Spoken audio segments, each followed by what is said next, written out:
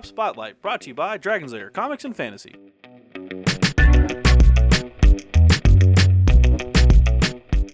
Hey everyone, I'm AdamHarry from Bella Souls with Evan from Dragon's Lair Comics and Fantasy. And we're back with another Tabletop Spotlight. Evan. Yes. Disciples of Tzeentch time. Disciples of Tzeentch. This is the new battle tome, of course, for Age of Sigmar. For the demons of Disciples of Tzeentch. Yes. Disciples. It's not just demons. It's they are mortals. Yeah, they're immortals. It's actually both factions. We'll take a see. look into it. Yeah, but there's some cool stuff in here. Yeah. Some cool new spells. Some relics. Artifacts, what they're called. There's a bunch of different formations or battle tomes. Yeah. And I'm scared of going in to see. You should be. The Lord of Change is also in this book, along with Fate Weaver. Lord of Change is right there. Yeah.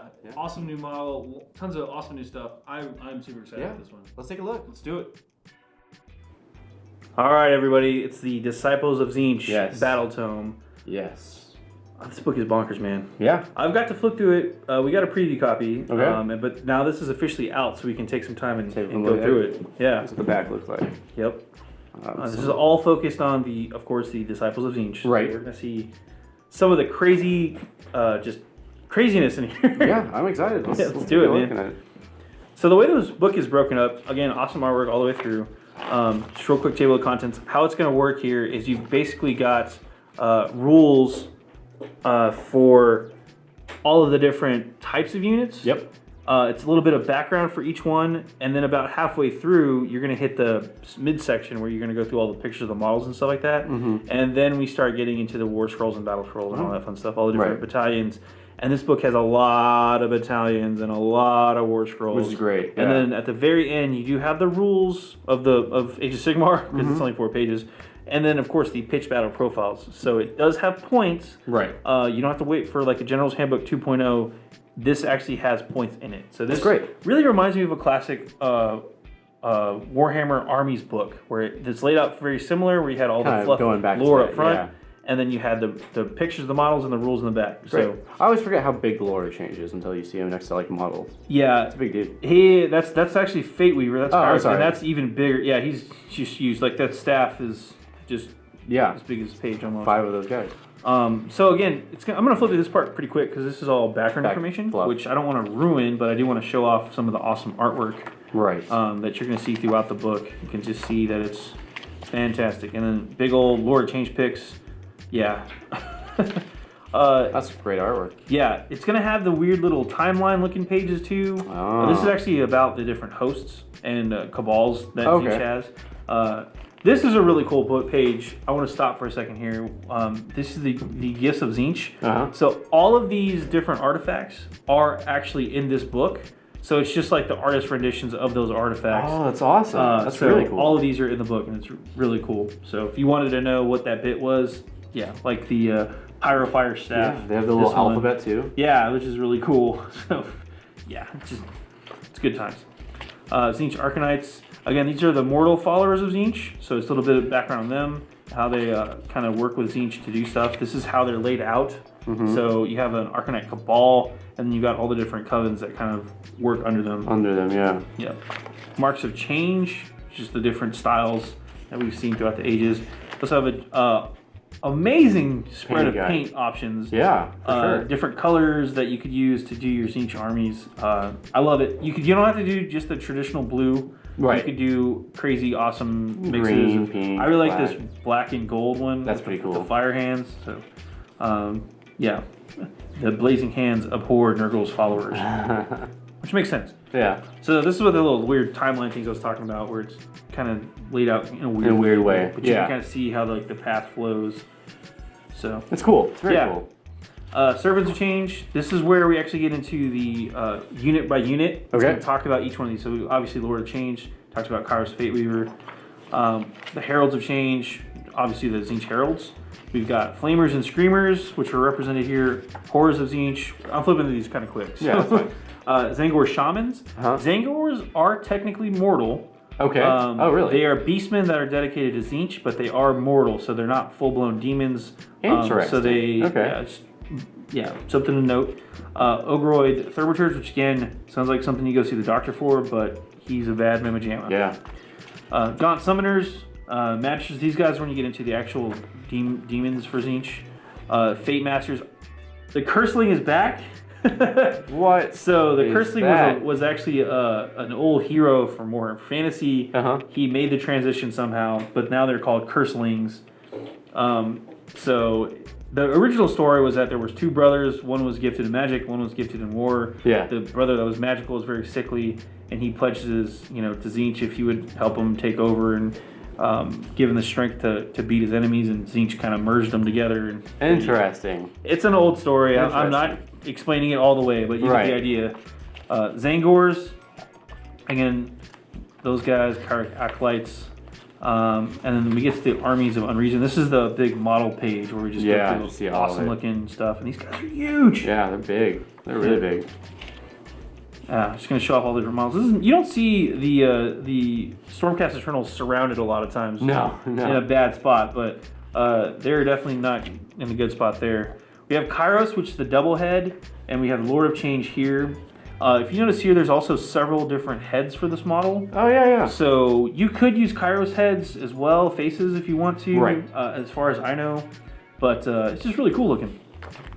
Different head options there, you can kind of customize them. Yeah, that's some great all stuff the different stuff here. There's the Changeling is actually a new model for that particular character. Yeah. So that's a cool thing too.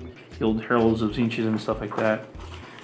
Skipping ahead, there are going to be some Zangors on discs of Tzeentch, which you'll see throughout, which is pretty cool. Some of the old models made it back. Like most of these models are old. Yeah, these two guys are from Age of Sigmar. Yeah, I like the model for the Curseling. Yeah, it is. It's cool. He's like whispering. He's whispering into his ear. Yeah. The old Fate Master, which used to just be a Tzeentch Sorcerer on a disc. Okay. Yeah. So he's back, and then you have all these new ones. Oh, these are awesome. Yeah, these are the Enlightened Zangors, and these are the Skyfire Zangors. They have a crazy bow that they use that can like ignore armor on 6s, like ignore all saves on 6s, even more, So it's like a mortal wound kind of. Yeah, it's better than you don't even get an invulnerable save or whatever they're called. So here we get into the Forces of Tzeentch. I'm gonna skip through this part real quick. I'm not gonna flip through each battalion, but I'm gonna show them off. Show them off. Okay. Yeah, and then we got the Legion's abilities too. Yeah. Let's stop real quick. This is a big deal. The Masters of Destiny is kind of what makes this army really unique. You get to roll 9 dice at the start of the game, and then put those 9 dice to the side in a separate pool. And then for all these different rolls, casting rolls, unbinding rolls, run rolls, charges, hits, wounds, saves, damage, and battle shock tests, you can swap out one of those dice with one of the ones that you rolled, and you take them out of the pool. It's not swapping. It's not swap. You take it out of the pool and replace that one. Yeah. Right. Yeah. So really cool ability. You can see all the different command traits, and again, if you go with just an Arcanite army, you get your own command trait tree here: Tzeentch Demons, and then Tzeentch Mortals. That's cool. So slightly different across, depending on how you build your stuff out. You have different sub factions. All the different treasures that we talked about here. Again, these were all that we saw earlier. The artwork here. Yeah. So there's the treasures of the cults and faded artifacts, and we're not going to go through all this stuff, but they're in there here as well. Demonic weapons and demonic powers in the gift section. So if you're playing a demon Tzeentch army, then you get to choose from here. Lords of Fate, you do get your own spells. That's cool. Which is pretty cool. Yeah. Which is something they started doing, I think, in the Sylvaneth book when that came out. Totally. There are so many casters in this army, and if you are playing a pitch battle, if you're playing a pitch battle army game, you can only, according to the rule of 1, you can only use a spell once. Right. Yeah, so per turn. Per turn, so you have to have a big pool of spells for them to choose from, and then you have a bunch of different lores as well. Lore of Changes is there too. Banquet of Magic. So this is a special scenario, and then Skynes of Fate, another one. Path to Glory, if you're playing a Path to Glory Warband campaign, the skirmish kind of style games, there's all the rules in here for the Warband table, which is pretty cool. Again, let's give it through here real quick. Champions, War Scroll Battalions. We've talked on Bowls a lot about the Multitudinous Host and why this one's really scary, but it's not as scary as you think, but it's really good.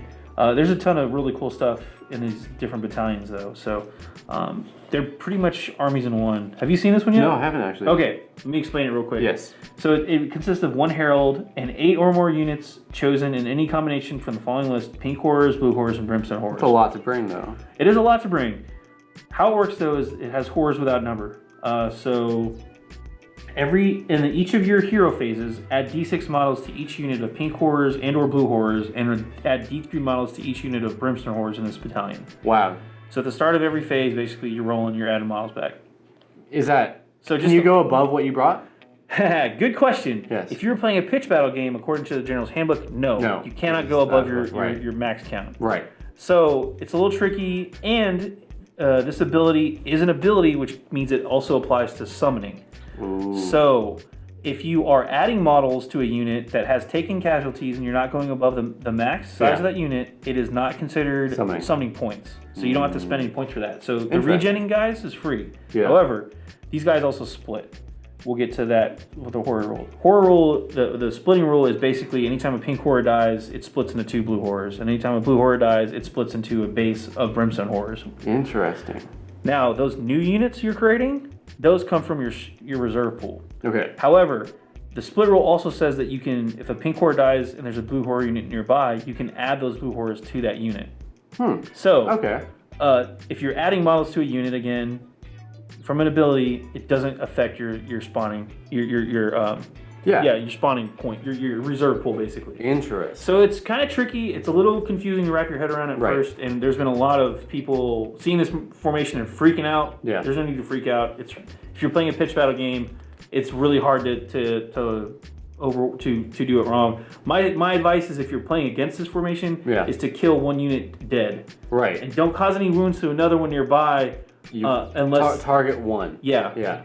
At a time. And target one at a time. And if they didn't take the backup points to bring new units back, it's going to be really hard for them to make those points back. Right. So anyway, just throwing it out there. There's a bunch of other battalions. If you want to call them formation. Battalions. A3 or host. This one's crazy to feed on magic ability. I'm not going to read all of them, but they're... Right. But there's some good stuff. There's some good stuff. This one's pretty powerful. You have Kairos and 3 Lords of Change. This is a crazy one. It's expensive. You can reroll to hit any wound. You can reroll any hit, wound, save, and run rolls of 1, as well as any dice rolls of 1s in the charge phase. In the charge roll for models from this battalion. It's pretty good. It's pretty good. Considering most of these guys hit on 3s to begin with. Yeah, that's good. And then there's the different battalions for if you want to take specific, the Eternal Conflagration or Host. Duplicitus. Right. There's a ton of battalions, is all I'm saying, man. Keeps going. There's if these are Arcanists, I guess, instead of the demons. So, and then we get to the War Scrolls section. Yes. Again, most of these War Scrolls at this point are available online. Yes, they have that free app. Free app as well. You can check them out there. And again, you can see Kairos. So, Lord of Change, for his missile weapon, hits on 3. If you take that other ability, he's rerolling 1s. So he's hitting on 4 in some of these. So my bad. He's not hitting on 3s. Right. But he's still really deadly if you put him in that formation. Heralds of Tzeentch. I'm trying to get to the... Here we go. The horrors page, just to clarify, a lot of people were curious how this works. Notice here the pink horrors don't have the split rule. It's actually the blue horrors have the split rule. So what that means is if a friendly unit of pink horrors suffers any, then they make blue horrors, which is why the ability's here. Right. And then brimstone horrors, same deal. They have the split again rule. Okay. Again, these are abilities, so they do count as spawning. Right. Summoning units. You have to take from that pool if you're making new units. Right. If you're adding to understrength unit that was already out there, you don't have to spend points. Interesting. So, but you can't ever go above your max. Yes. So if you started with 10 in that unit, you can't have more than 10 in that unit. Okay. So just to clarify, I know it's very confusing. Just all the different War Scrolls here, and then we pretty much flipped through all the pages. So and then of course the rules. pitch battle profiles too. So that's all in this book. All right. Woo, that was a mouthful, man. There's a lot in here. A lot of stuff to check out. I really like the layout of this book. I think it's an awesome job. So let's hop out for a recap. Yeah. Well, that was the Disciples of Tzeentch Battle Tome, as you saw. Yes. Crazy awesome stuff in there. I love the spells that you can have. It's like having a last edition, the spell lists. Yeah. But like it's not like overcomplicated or anything like that. It's very nice. Plus all the artifacts in there too. It gives you a lot of reasons to only bring Tzeentch. Yeah. And that's great. I love that there's two different styles too. You can go like the full demon army, you can go the mortals army, and there's sub factions, so they work together just fine. Right. But because they're sub factions, you could build just an all demon army or They're all Tzeentch. So yeah. And they have those different charts. I mean, it's just really well done. It really reminds me of a callback to the old style army books, where you again even the layout, where you have like. Again, all the art and stuff up front, all the lore up front. You have the big section in the middle with all the models, and then the last section with all the rules. Yeah, so it's great, and it's a well-organized book. Yeah, totally. So speaking of which, let's run some numbers real quick. Obviously, for Age of Sigmar, Games Workshop. Yes. What's the price point on this one? $35 even. Not too bad, and it's a hardback for $35. It's not bad, not bad at all. I like Gives you a lot of information that you kind of need for the game. Yeah. So. And again, there are points in here. Yes. So if you were concerned about pitch battle points, you're good to go. It's right there. Just pick up this book. Yeah. Yeah, can't say much more. It's a great book. Yeah, it's a great one. Yeah. Well, I'm AdamHarry from Bella Souls. I'm Evan from Dragon's Lair Comics Fantasy. And this has been another Tabletop Spotlight. Thanks for watching. Tabletop Spotlight brought to you by Dragon's Lair Comics and Fantasy. Thanks for watching.